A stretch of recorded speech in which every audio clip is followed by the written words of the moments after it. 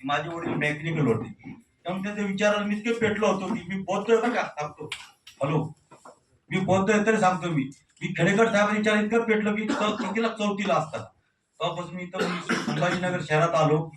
मी picnic collection करायचो आणि 2001 ला इथं बदली झाली ना. आम्ही विचारात असायचो.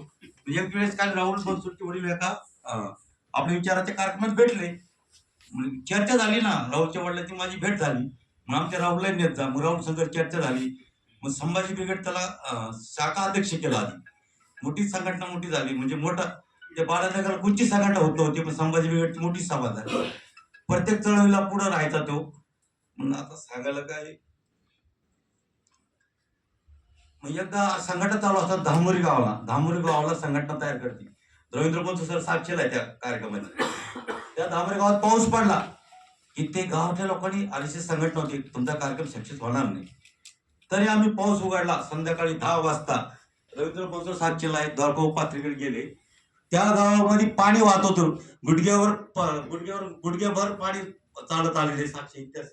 त्यात राहुल बोंसर आम्ही ते संघटना तयार केली.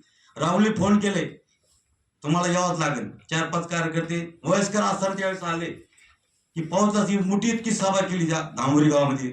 योगेश साक्षीला आहे की त्या गावामध्ये आज शिवरायांची पहिली जयंती आता पहिल्यापासून सुरू झाली. अशी चळवळ करताना आम्ही प्रत्येक संघटना करायचो, प्रत्येक गावाला जायचो. पण आमच्या गावात एक घटना घडली. बाबासाहेब आंबेडकरांची जयंती होती आणि आता का असतात प्रत्येक 2004-5 ची गोष्ट विचार करा ना, आजच्या नाही, 2004-5 ची गावात दंगली झाल्या. पण मला गावाकडून भावात फोन आला, असं झालं. मी म्हणलं आपल्याला एफआयआर फाडायचं नाही. तेव्हा ऑनलाईन नव्हतं, त्याच्यामुळे अडचण नव्हती. मी राहुलला म्हणलं, राहुल असं आमच्या गावात घटना घडली. राहुल आम्ही 2 व्हीलरवर रात्रीच्याला 7 वाजता, आमचं गाव रावसाहेब तांबे शेजारीच गाव आहे आमचं, टाकळी बाजार, त्या गावात गेलो आम्ही. पोलीस स्टेशनला गेलो, हसनाबाद पोलीस स्टेशन होतं. मग तिथं पीआयला भेटलो.